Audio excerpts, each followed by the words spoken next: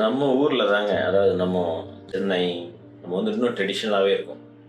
Investment அப்படிங்கிற concept எப்படி எடுத்துக்கிறோம் அப்படின்னா, சேஃபான இன்வெஸ்ட்மெண்ட் வேணும், ரொம்ப சேஃபாக வேணும் அப்படிங்கிறோம்.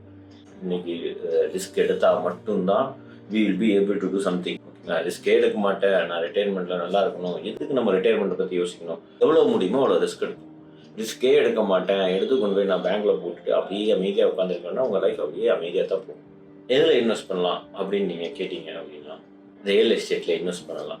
ஏன் ரியல் எஸ்டேட்டில் இன்வெஸ்ட் பண்ணலாம் அப்படின்னா, உங்கள் மணி 15% தான் இருக்கும், பேங்க்கோட மணியும் சேர்த்து நீங்கள் 100% இன்வெஸ்ட் பண்ணுறீங்க.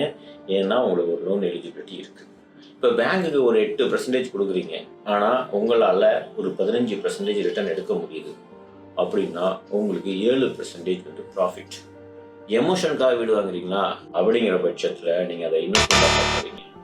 இன்வெஸ்ட்மெண்ட்டாக பார்க்குறீங்கன்னா அதை வீடாக பார்க்குறீங்க.